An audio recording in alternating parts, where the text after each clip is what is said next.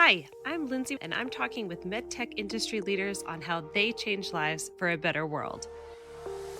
The inventions and technologies are fascinating, and so are the people who work with them. There was a period of time where I realized fundamentally my job was to go hang out with really smart people that are saving lives and then do work that would help them save more lives. I got into the business to save lives, and it is incredibly motivating to work with people who are in that same business, saving or improving lives. What better industry than where I get to wake up every day and just save people's lives? These are extraordinary people doing extraordinary work, and this is The Leading Difference. Hello, and welcome back to another episode of the Leading Difference podcast. I'm your host, Lindsey, and I am so excited to introduce you to my guest today, Tim Balz. Tim is a former SpaceX engineer with over a decade in the wheelchair seating space. He has 12 years of firsthand wheelchair experience. He founded a wheelchair refurbishment charity at the age of 15 and has donated over 150 wheelchairs, including orchestrating an international expansion into Moldova. He created the Intel connected wheelchair endorsed by Stephen Hawking and has been invited to design a custom wheelchair for Hawking himself, which has been named the #1 IoT device of the year by Intel. Currently, Tim serves as the CEO of Kalogon. Well, Tim, thank you so much for being here today. I'm so excited to talk to you and hear more of your story. Yeah, I'm excited to be here. Thanks so much for having me. Of course. Well, I would love if you don't mind starting off by sharing a little bit about yourself and your background and maybe what led you to MedTech. Yeah, absolutely. So I'm Tim Balz. I'm founder and CEO of Kalogon. So I've been working in and around the wheelchair space specifically for well over a decade now, starting with a nonprofit in high school, and now leading up to Kalogon, where we make the world's most innovative seating for people such as people who use wheelchairs and really anyone who has to sit for long periods. Yeah, that's incredible. Would you mind starting a little bit at the beginning and sharing how did you even come up with the idea to start the nonprofit? And you were so young, and that's such a wonderful thing. How was that even received? Just what led to that whole part of your journey so far? Yeah, it's actually kind of an interesting story because I was a part of a robotics team in high school. And so I kind of started learning to build things with my hands. I didn't really have any plans to go to college or anything like that. And my grades weren't the highest, but I had a neighbor that actually found a wheelchair in a dumpster and he gave it to me to mess around with the robotics team. But I noticed there was this student in the school, Steven, and he would pull the recycling behind his manual wheelchair. And he'd go from classroom to classroom and they would dump the recycling in it. But after a while, it would get so full that he would just be stuck there waiting for someone to come wheel him back. And so I asked his teacher, why didn't he have an electric wheelchair? And his teacher actually said that the insurance company denied it because he could move something like 100 yards under his own strength. And apparently there's this like in the home rule. And because of some unnecessary red tape, he wasn't given the equipment that he very clearly needed. So that first wheelchair was unfixable. So I traded my moped for a wheelchair on Craigslist. I tricked it out. I added like a sound system to it, added leg rest, added a hitch so we could pull his recycling, put his name on it, and really made it custom for him. And it totally changed his life. And then from there, I just had a bunch of people start coming to me in need. And I was always raised to not necessarily have to wait for someone to ask for help in order to offer it. And I was raised that if there's something you can do to solve a problem for someone else, you should do that. And that's how I started my nonprofit Freedom Chairs. That's incredible. What an amazing story, too. Thank you for just sharing about that and being willing. Like you said, I love your emphasis on you don't necessarily even have to be asked. You saw a need, you saw a way that you could help, and then you just took it and ran. And I love that. Yeah. So since then, since that was sort of the inspiration, but then since then you have done so much with this organization. Do you mind sharing a little bit more about the work that you all do now, even with that? Yeah. So Freedom Chairs would refurbish and we'd give away primarily power wheelchairs, but also some like manual wheelchairs and scooters. So we still run that. It's not at the same scale. Back when I was in high school and college, I had a lot more free time than I did now. So we still probably give away 5, 6, 7 chairs a year. But we actually took Freedom Chairs all the way to going international. We actually took a bunch of wheelchairs into Moldova. And that was a really cool project. Went over there a few times. And then, so still run that. And then actually, off of that, I realized I learned a lot about how these chairs work from repairing them. And I actually got hired by a design firm that was designing an all-terrain wheelchair because of that experience. And so working with them, I got my name on the patent and actually helped design a wheelchair that's on the market today. I'm not associated with the company in any way. I was employed by the design firm, but that was where I started figuring out that, oh, I could give away these wheelchairs, but if I can actually improve the products that are available, I can help a lot more people than what I ever could hope to with a small nonprofit. Wow. Yeah, that makes a lot of sense. And so you then, from starting this nonprofit, then from there, you've obviously had quite a bit of really amazing experience. You've been a SpaceX engineer and whatnot. Can you share about how those past experiences and your desire to help people have merged with all of your technical expertise over the years to create your company, and what that has looked like? Yeah, absolutely. So, I became an engineer because of what I learned with Freedom Chairs. I learned that Yeah. with engineering, you could change a lot of people's lives. And so, Mhm. the first thing I did was I knew that technology for people with disabilities was way behind the rest of the world. So that's where I did the proposal for the world's first smart wheelchair and actually got that funded by Intel. They sponsored the project, and then Stephen Hawking endorsed it, and it was named the number one smart device of the year by Intel.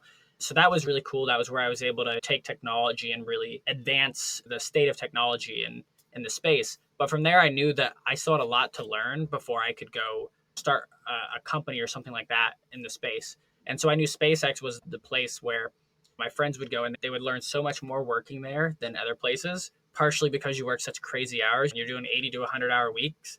You're learning twice as much as someone that's working 40 hours. And that's what I wanted. I wanted to learn as quickly as possible. And I wanted to be at the forefront of technology so that I could take those learnings back to people with disabilities so that they didn't need to have technology that was a decade plus behind what the rest of us get in our day-to-day life. And so stayed at SpaceX and actually moved to multiple different teams that were different phases in the product development and commercialization cycle so that I could learn how is it that SpaceX, this scrappy startup, was able to completely disrupt a space that was dominated by multi-billion dollar companies. And with those learnings, that's where we started Kalogon, and we actually structured a lot of our processes based on the learnings I had from working there. Yeah. Yeah, that's incredible. And so now, can you share a little bit about what your company does and the products that you're really excited about? And yeah, I'll stop there because I'll ask too many questions all at once. Oh, no worries. I love geeking out on the technical side. Excellent.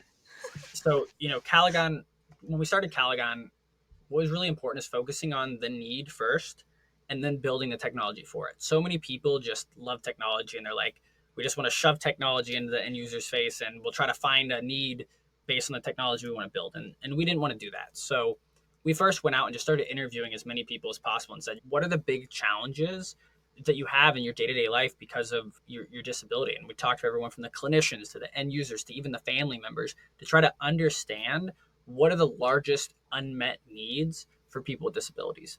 From there, we discovered pressure injuries. And we did this actually while I was still working at SpaceX full time. I even bought a house, and all of the co-founders with me, they all moved in the house, and we made it where their rent was able to pay for the mortgage on it. And we started using that to prototype and really start building the team. So we started with the team and the need. And when we found out that these pressure injuries killed more people than any cancer in the US other than lung cancer, we were like, that's crazy. Someone else has got to be solving this problem. We're probably way behind on this because of how big this is. And then we looked and we're like, oh my gosh, there hasn't really been any innovation in like 50 years. And it just was mind blowing. This is something at the scale of cancer and the leading technology that was being used to try to prevent these sores for people in wheelchairs was like twice my age at that point. And that was just crazy. So we said, all right, there's the problem we're going to solve. Now let's go dive into that, become experts in that, and try to figure out how we can start iterating a solution to solve that problem. And that's how we created Calogon Smart Seating Technology. Wow, that's incredible.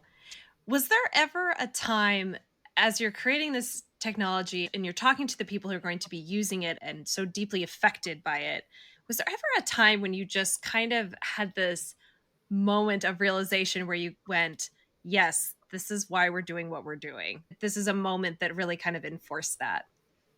It's almost like a weekly basis. Like some of the early ones we had early prototypes that we didn't expect them to succeed because they were so early. And we had an individual where their wound care doctor came to us and was like, hey, I've tried every cushion on the market. Their wound's not healing. It's probably going to take them out. And so I heard about what you were doing from, some of the people that you were asking questions in the community to try to understand this problem. I was wondering, do you have anything? And we're like, we have this prototype. It's completely unproven. But if you want to try something, if you're at the point of almost felt like giving up, like, let's give it a shot. And being able to see that progression and finally hear from, actually, what my favorite part with that one was a couple of months after we provided that cushion, I was out at a lunch with a prospective investor. And all of a sudden I had someone like call over to me. I turned around and it was the individual that we'd given this cushion. I'm like, what are you doing out? And she was saying that the cushion was so successful that they let her go out for lunch with her friends and then come back to the rehab facility. And that she thought she wasn't ever going to get to do that again. And that along with the fact we get multiple Christmas cards every year from people that say we changed their life and that they thought they wouldn't be able to go visit their grandkids again, or that they're able to now, instead of sitting in the chair for 2 to 3 hours a day, and that's all they get to go live their life, because of the pain reduction from the technology, they're able to be out for 8 to 12 hours. Those instances always really fuel the passion, because startup's a roller coaster. Yeah. There's ups, but there's typically a lot more downs than ups in a startup. You're trying to solve problems that have never been solved before, and that's hard. That's really hard. And the startup kind of journey, it's lonely. You've got your co-founders, but it's tough. And those moments are always the ones that make it all worth it. Any one of them is enough. Oh, I love that. Yeah, and I love your perspective on that too, where you said all of it matters, and it's just you realize how many times that one person has made a difference, and that one person matters so much. And I love that perspective because, like you said, it is such a roller coaster, and that's a lot of challenge that you're dealing with on a daily basis. It would be easy to get discouraged or feel like, oh my goodness, is it worth it? So being able to talk to a human being who goes, yeah, it is worth it. There's nothing quite like that. That's very rewarding. Wow. It's true. And then at the end of the day, the people that change the world are the optimist. And so knowing that I'm not going to give up, the team's not going to give up until we succeed, that along with the positive reinforcement from hearing these stories, people's lives were changing, it really does make it all worth it. Because at the end of the day, if we were in it for the money, I should have stayed at SpaceX. I walked away from a lot of SpaceX stock that was still left unvested, and I regret nothing, because at the end of the day, I'm doing what I need to be doing in the world. My goal is, let's say when I die, I want to know that I put in more than I took out. And so I want to create the largest net positive on the world possible. And I think Kalogon is my way to be able to do that. I'm solving problems that wouldn't likely get solved if Kalogon wasn't doing it. Yeah, that's incredible. And so what are you looking forward to as you continue to grow the company? And even for yourself, you are continuing to grow in this role too. But for yourself and then for the company, what excites you coming up? Yeah, we've got a Series A coming up in 2024, so we're really excited about that. One of my favorite things about the job is, in a startup, especially when you're a first-time founder, you've got to make sure you grow personally at a rate faster than what the company's growing. Otherwise, it's going to outgrow your competence.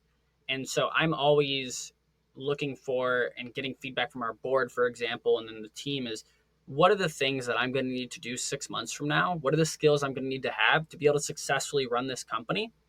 And then that means I get to do tons of learning. Mm-hmm. And with that learning, I know I'm growing as an individual. It's going to make it where someday post Kalogon, I'm going to want to start something else and solve more problems. And the learning I'm getting is one it means having a new challenge every day where I don't already know what the answer is when the challenge pops up. That keeps me motivated. Like this morning, I woke up at 3 a.m. and I was like, that's what we need to do for our CNC machining on that part. And even though I'm the CEO of the company, I literally was like texting one of our engineers. I'm like, oh yeah, here's what, like, check this out. Like moment of clarity. This is going to totally improve the efficiency and solve that challenge that we have in the organization. And while typically I'm not solving challenges at that level anymore, I'm more equipping people and putting the right people in the places, and they're truly the ones doing the innovation now.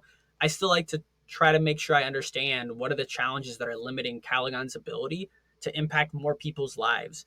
And that's like my personal litmus test. I've always said, even when I was at SpaceX, and one of the reasons I left was, if I'm not doing something that's so interesting and challenging me so much that it doesn't keep me awake at night thinking about it, then it's probably not the right thing for me to be doing.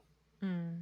Yeah, and so how was that transition for you? Did you enjoy going from sort of more of a doer role to a leader role? Was that an enjoyable thing, or was it really challenging at times to sort of, you have the heart of the company. So was it a little hard to go from being so hands-on to being at a little bit of a higher eagle eye view?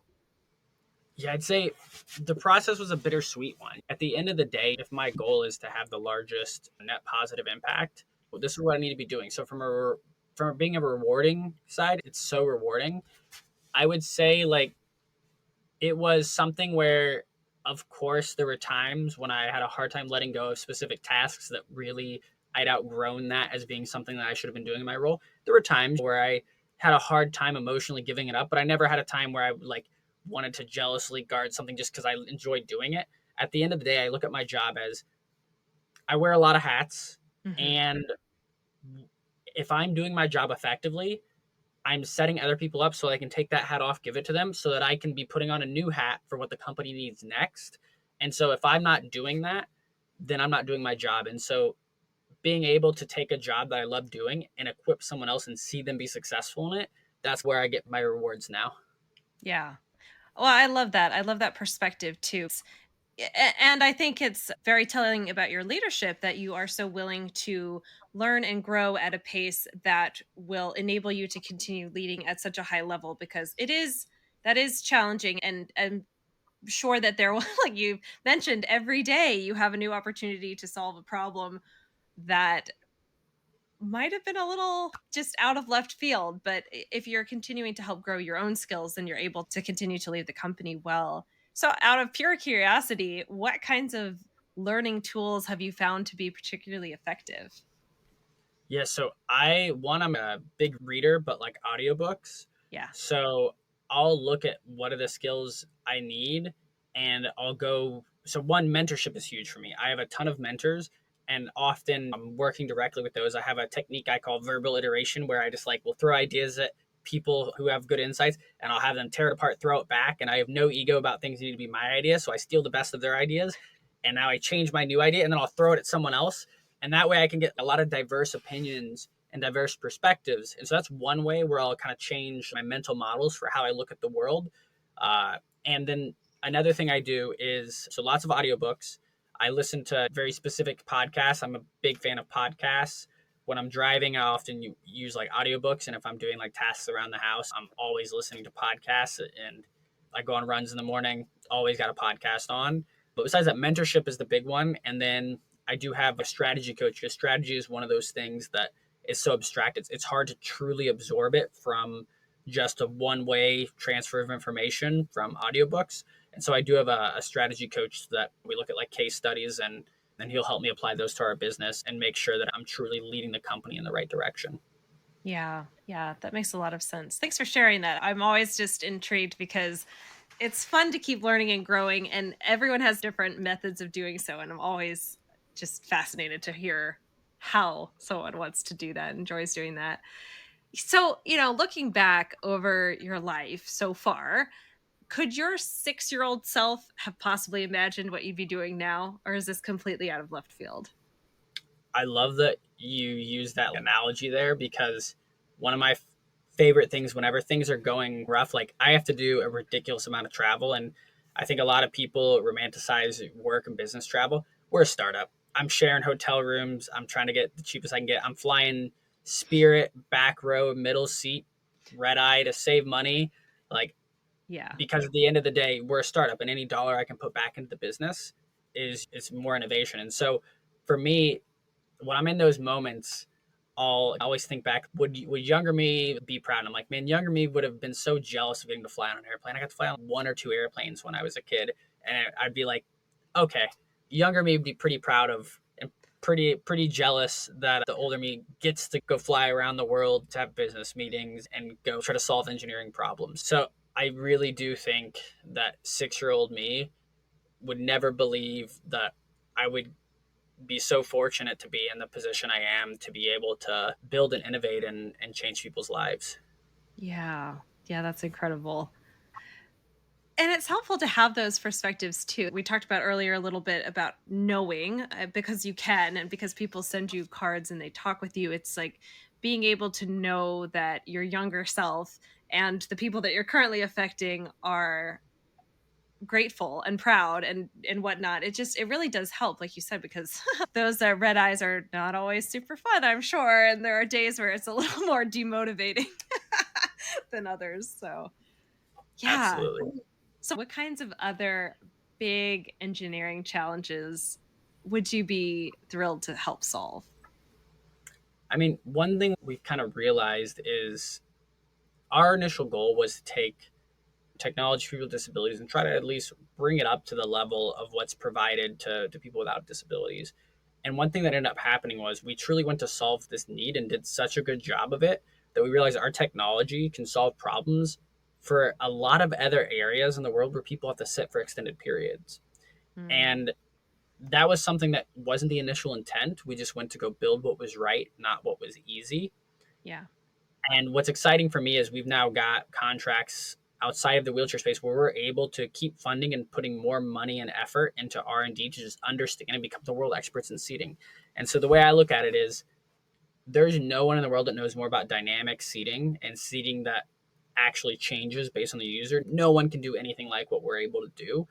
And so I'm excited for things like airplanes, automobiles, long haul truckers, construction equipment. There's so many different areas where people have such a negative impact on their health and well being because they have to sit for long periods. I mean, look, office chairs. And so I'm really excited to make Kalogon's technology available to those people so that they can, at the end of the day, go home and play ball with their kid or pick up their kid without back pain or without one of the many other medical issues that can arise from sitting so much in our days. Yeah. Yeah. Well, I love that. And I'm very thankful for what you're doing. I love that the work that you all do and that you are so passionate about becoming experts to help solve some problems that have, like you said, it's kind of wild when you think about it that the technology hasn't evolved or maybe emphasis hasn't been placed on this kind of technology and lots of people are affected by I it. mean, the So, average person sits more than they sleep, which is crazy to think about. Yet the research in the space on sitting is so narrow and it's still in its infancy. Like the fact that a company our size can become a leading expert so quickly, it's both a testament to the team we have, but it's also, it just shows that there's so much runway here uh, because this is a problem that is just going to keep getting bigger as the world ages and as more people are sitting as part of their job. yeah, of course. Well, I just think it's really amazing what you guys are doing, and it's cool to hear all about it. So I want to pivot just for fun. Imagine you were to be asked to give a master class on any subject that you want to. It can be in your field, it doesn't have to be, but you're going to get $1 million to do it. What would you choose to teach and why? I believe so. I think I would start with what is the criteria that would help me decide what area to teach. And I would say, what is a skill that I've had to build where I was not able to find a lot of resources to help me learn how to do that? And so there's a lot of things out there. There's 20 master classes in leadership and project management and those things. So no one needs another master class in that. And there's a lot of people a lot smarter than me at that stuff.